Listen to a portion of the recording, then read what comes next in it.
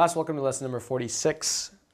Today we'll be talking about a lot of different stuff, exports and imports. Start off with why it happens, some rules involved with exports and imports, balance of payments, where we'll talk about current and capital account. We'll try to get into the circular flow of currency and whatnot, but I think for now that'll be the brief overview. But you know, tradition is tradition, and we start off with the homework question. Homework question from last time as follows. It asked you guys, if you were a country, why would you specialize in making a particular product? We talked about specialization, and before I start digging into specialization in detail, I just want to cover a lot of different things that we talked about in the previous class. The two biggest points were low opportunity cost. Opportunity cost basically asks the country, if I had the opportunity to be making this particular item, if I'm making books, okay, could I be doing something else? And if so, if I am doing something else, how much of that amount am I losing? So let's say that there are two products. Let's say they're books and coffee. And if a country is making books, it's got to be asking itself, how much coffee can I produce if I'm making these books? And if the answer is that I can make more coffee than I can make books in terms of opportunity cost. If the lower opportunity cost is in books and not in coffee, you should be in books. The lower opportunity cost is in coffee and not in books, you should be in coffee. Why are we so determined about comparative advantage? Why do we care so much about opportunity cost?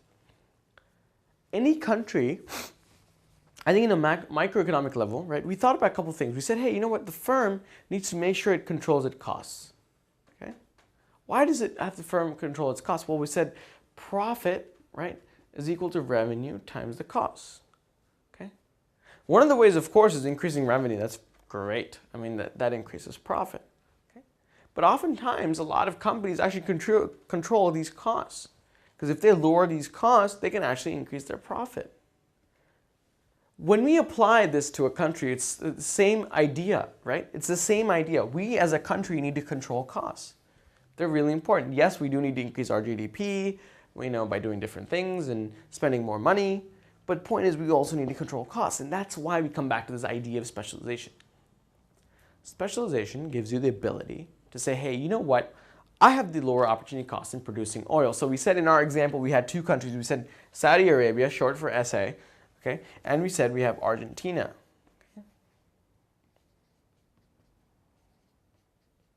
Okay? And we had two products. Beef, B-O as in oil. We said, Saudi Arabia, well, they have a higher opportunity cost for beef than they do for oil. So oil, the opportunity cost is low.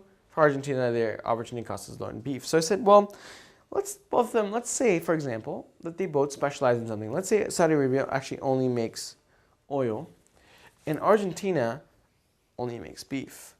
Okay? They only make beef. What's the point of all this? Point is that when they specialize, okay, Saudi Arabia comes to the conclusion that, hey, we're great with making oil. It's a cheap thing to make for us. We have a lot of it. Argentina says the same thing about beef. But both of them require the other product. Saudi Arabians want to consume beef, okay? And Argentinians want to consume oil because they want to drive along and they want to have equipment for industry and whatnot.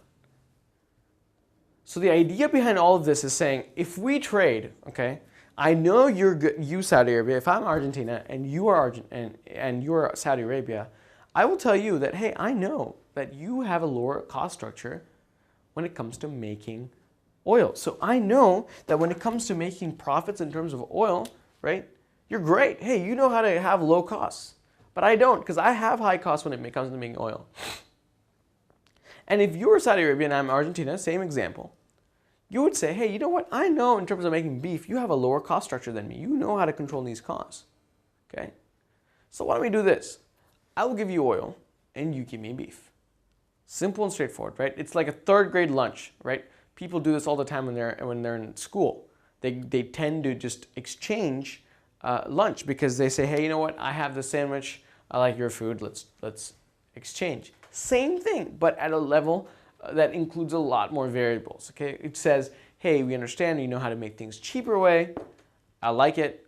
I need that product people can consume. We understood a couple of different concepts as well with that. Okay, we said, well, why do people specialize? Why do countries specialize? They specialize because they have the ability to trade. And when you trade, you can take advantage of that lower cost structure, and your consumers can actually consume more than what their domestic economy actually wanted to. And how did we explain that? We said, well, imagine, and we'll stick to this example of Saudi Arabia and Argentina. And we had a graph, right? We had, see, this economy of ours can only produce two things.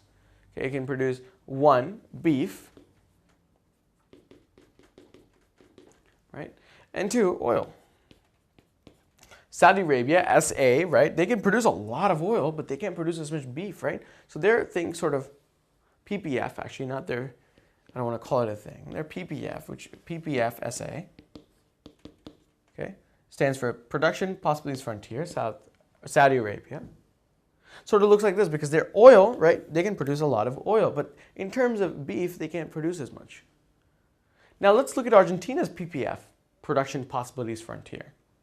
They can produce a lot of beef, but not as much oil. So they're hanging around here, right? But they can't produce as much on the x-axis because x-axis is oil. So this happens to be the PPF of Argentina.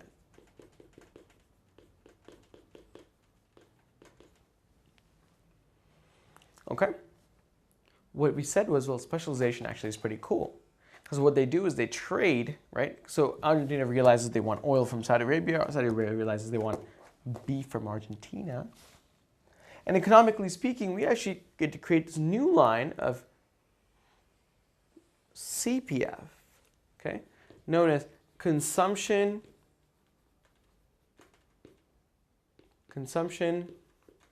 Possibilities Frontier.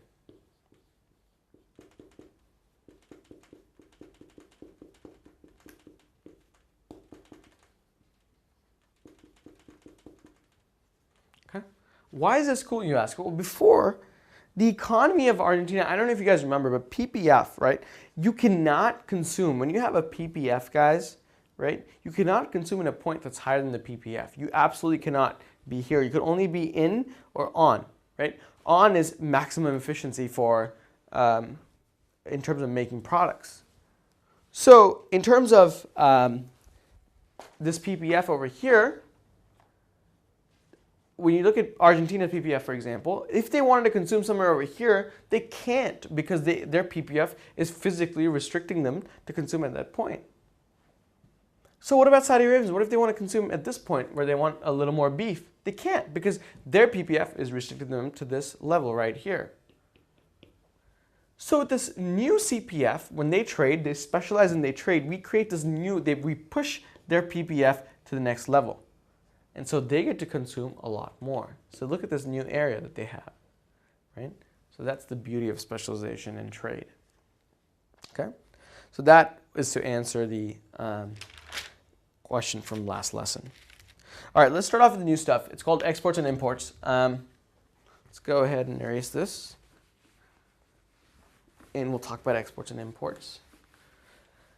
I'm sure all of you just, we just talked about all of this. We said, well, trade basically breaks down into two things, exports and imports. So why do people export and why do people import? We talked a little bit about it. We said, well, maybe it's cheaper. Maybe, if it's cheaper in another country, we will go ahead and import. U.S. actually imports most of their oil. And that is pretty much not secret to anybody. So let's talk about exports and imports. So exports and imports. Okay. Okay. So under the domestic exports and imports, there's two particular things we got to be worried about. First is the domestic price. Okay. Domestic price.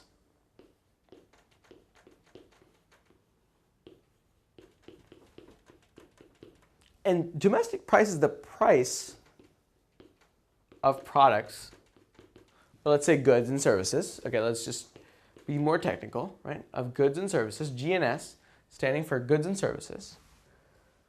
Of goods and services without trade. So if this was my economy in Argentina, and this is the domestic price, okay, of beef, this is the quantity of beef, I did not have any trade, I would have a demand line for beef. I would have a supply line for beef, pretty straightforward. And the equilibrium would dictate the domestic price and quantity, right? This would be the domestic money that they're charging, or P rather, and this would be the quantity of beef produced. Fantastic. But apart from domestic price, we all know in this world that we live in, and it's been this way for a long time now, we actually get to trade a lot. We have trading relationships with a lot of different countries, or all around the world people have different relationships. Either way, there's a lot going on. For that matter, we have a new concept, and it's called world price. And I'll talk about world price here on this side. We can think about world price as the domestic price, but applied globally, right? I mean, duh. But how does the world price work? Well, the world price is basically the price. World price is a price at which the world's equilibrium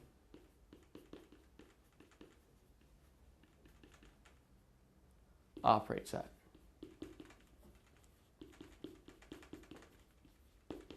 So in fact, if you apply this, it's not just Argentina anymore. This equilibrium that's there is actually the entire world, okay? And this price created the equilibrium gives you world price. All right, so you understand now domestic price versus world price. Domestic price would just apply this graph in Argentina. The world price is actually this entire world market of beef, and the equilibrium there gives you the world price. Okay, I understand what's going on. However, you have to know that the differences between world price and domestic price actually dictate exports and imports. Okay, so how does this work? Imagine you have a graph. Okay, and I'll go over here, and we'll stick to the beef market because that seems to be a good example for us. And this is the price of beef, right? And we'll talk about beef. Now let's talk about beef in another country. Let's talk about beef in like Singapore, okay? And we have a line going this way, supply, right? A line going this way, demand, okay? Downward sloping is demand, upward sloping is supply. Great, nothing new. But let's say that this is the beef, so we said this is Singapore, so this is domestic, okay? So this is in Singapore. Okay? So domestically speaking, it's great. We understand exactly how this works. We know there's an equilibrium where supply meets demand. Well, this is the quantity. This is Q beef, by the way, guys. And I'll say QD standing for Q domestic. This is the quantity demanded, or the quantity that is supplied, right? Either way, it's the equilibrium, okay? At domestically, okay? So this is how much beef is in the Singapore economy. We go over here. We have the price, and this is the price of domestic price of beef in Singapore. Perfect, we understand that. Now, let's apply the world price to this graph. Let us say, okay, and by the way, let's give some numbers. Let's say this is at 4 and 4. So this is $4, let's say a pound, and this is $4 a pound, and this is like 4 million pounds of, literally, or 4 million kilos rather, of beef. But let's say actually the world price, in fact, is not this, but the world price is actually lower than 4. So let's say PW, as I would call it, is at 2. This is PW. So if you imagine a PW, first we hit the supply line, okay? And the supply is saying, this is how much in Singapore we're willing to supply at $2, okay? If you look at this, right? That's the amount they're willing to supply. And let's say that's 2, okay? But in fact, if beef was $2, Singapore will actually consume a lot more than what the suppliers are willing to supply. They're willing to consume about, let's say, 6 million pounds of beef. Okay? So it makes sense, right? At an intuitive level, if things are cheaper, Singaporeans want to consume more beef because it's cheap. Hey, you know what? I'm not going to eat as much chicken. Beef is cheaper. Okay, it's fantastic. I can have steak more often, and it's a happy day all around. But imagine if this happens, suppliers in Singapore are not going to produce that much. So what's this going to create is this gap, right, of 6 minus 2, which gives us 4, actually is a shortage, right? It's a shortage. Why is this a shortage? Well, if you imagine, there are 6 units of beef being demanded in Singapore at $2, but there's only 2 being supplied because suppliers are going to say, hey, you know, we're losing out money here. We cannot produce more than 2 because if you do, we're going to lose out. We're going to close shop. So that's not something we as suppliers in Singapore are willing to do. Okay, so how do we do this? So that's one scenario. But let's think about another scenario. Let's say world price is actually, beef is actually a lot more abundant in Singapore than it is in the rest of the world. So what tends to happen is the world price is actually higher, right? So let's say the world price is actually PW is at 6 in this case. So if you look again, in fact, this time we hit the demand line first. So 6, boy, that's expensive. I mean, domestically speaking, it was at 4. Suppliers are awesome. They're happy. They're saying, wow. I mean, the world is saying that we can charge a lot more money than we do in Singapore. So they're happy, but people in Singapore are not because they have to pay a lot more for beef than the domestic price. So all of a sudden, their demands come down to 2. But suppliers are willing to supply even more. They're saying for 6, boy, you can take as many as you want. Okay? You can actually consume 6 units of beef. And this difference right here of 4 is a surplus. Okay? So, what do we do? Let's go with the first scenario. Let's go with the fact that the world price is less than the domestic price. So we said that at 2, we said that, well, if you think about it, Singaporeans are willing to consume more beef than is actually produced because they're saying for 2, that's cheap. That is really cheap. So we want to demand 6. So there's a shortage. We talked about a shortage of 4 units. Okay? And then when we're higher than the domestic price at 6, Singaporeans are saying, well, this is too expensive. Beef is really expensive. We're not going to consume as much. Suppliers are saying, wow, this is crazy. 6 in the world, we want to produce a lot more. We want to produce 6, and there's a surplus of beef production. So what do you guys think it happens when there's a shortage in Singapore? Okay? When there's a shortage, countries will import. Okay? Countries will import. Because what will happen is that the price of the world is greater than the price of the domestic price. So if you imagine this case, right? If you take PW, which is 2, is greater than PD, the nation will export. Why is that true? Why will a nation export if they're...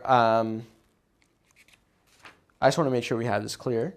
But yes, let's go back. Let's retrace our steps. Okay. If there's a surplus of this beef production in the world, countries will export. Okay. They will export.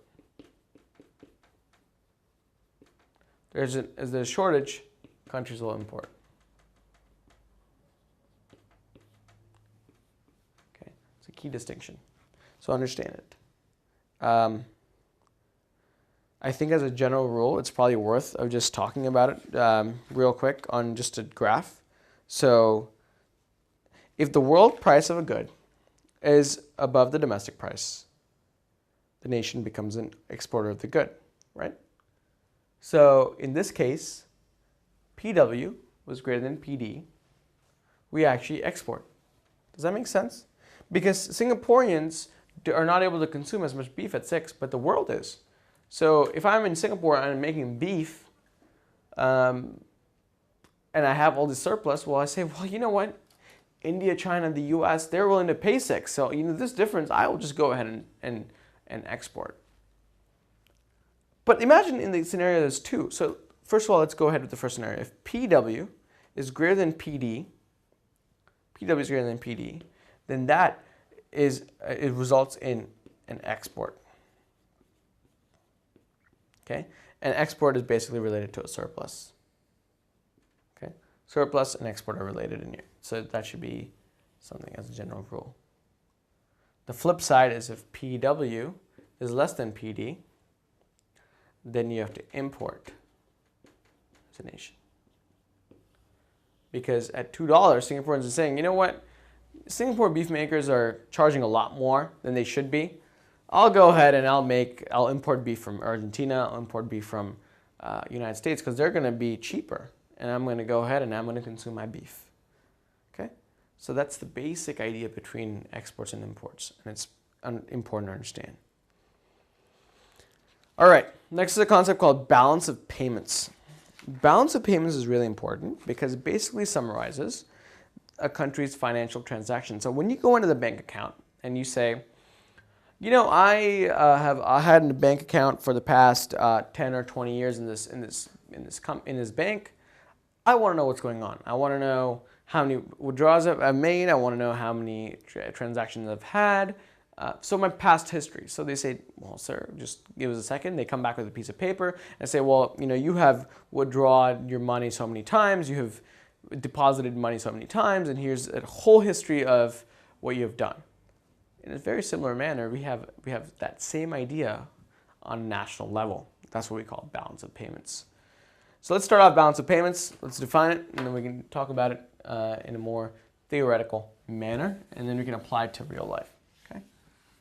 So balance of manner I talked to you guys about is basically a history of financial transactions for a country. But that being said, we always need to make sure that we know the exact definition, so we're not just winging it. Balance of payments. Balance of payments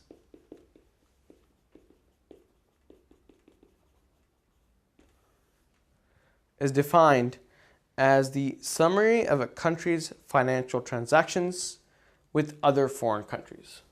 Okay. Summary of a country's financial transactions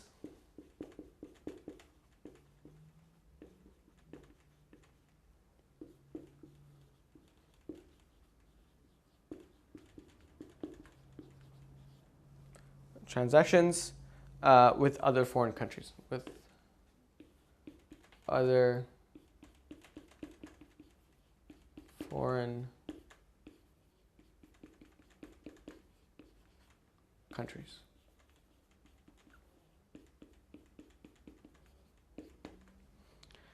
Exclamation mark is I want to be a little more excited about this because balance of payments is not really that exciting, but actually it gives you a lot of insight.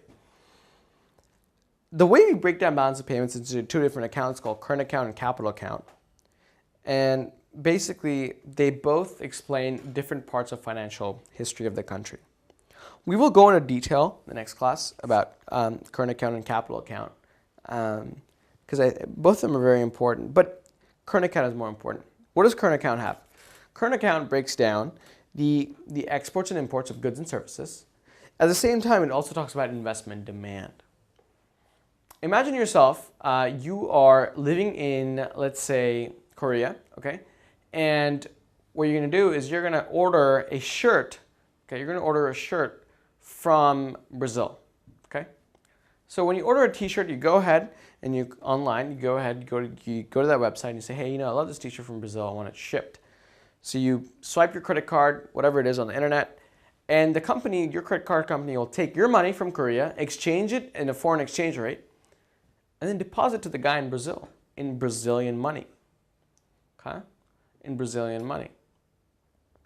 What that does is it actually registers as an inflow of cash in the Brazilian economy and an outflow of cash in the Korean economy because it's gone out from a Korean bank, gone into a person's bank account in Brazil, right? All of this is being captured by balance of payments. Especially in the balance of payments, this comes under the current account, okay? But let's say that you are a very rich person and you are deciding to enter the market in Africa. Walmart just recently bought a retailer from in Africa, actually, for a couple of $1 billion. That is actually registered in a different account called as a capital account. Okay, so we have to differentiate capital account versus current account, and that details I think we'll go into in the later class. For now, let's just recap what we've gone over for now. We went over the homework question. Homework question asked about specialization. Specialization is important because it leads to trade. Trade is important because it takes advantage of lower cost structures in other economies and basically makes sure that we're efficiently allocating resources. We went over the trading highlights. We did that. And we went over exports and imports. How are exports and imports dictated? Well, it depends on domestic price versus world price. Domestic price, world price. Have it in your head. Really important.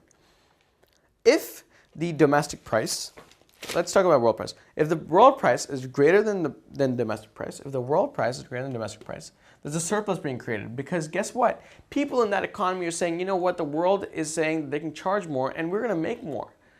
And the rest of it, the surplus that's involved in this, right? Graphically, we could show the surplus. The surplus that's involved with it, what's going to happen is this is going to get exported to another country because other countries are willing to pay that amount for that good, okay? What about the other scenario? What about when the world price is less than the domestic price in this scenario, right?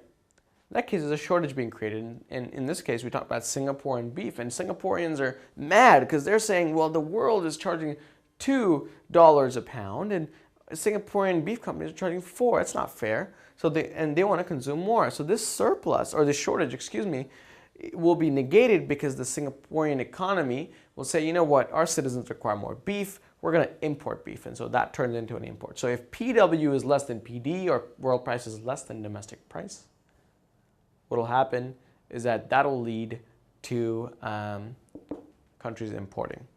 Okay?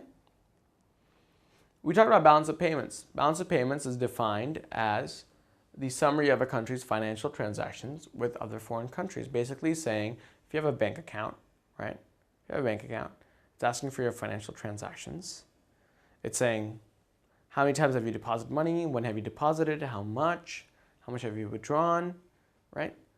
All these questions are asked by you when you go to your bank account. These days you can see it online. Same thing applies to a macroeconomic level. We look at countries. If the US is giving out money to China, if the Chinese economy is giving out money to the US, whatever it is, balance of payments tends to track that.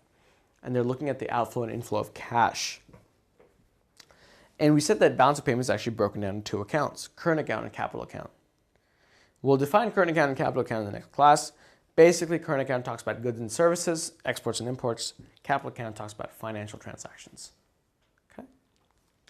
So in the next class, what you can look forward to is a lot more detail on balance of payments, how things work.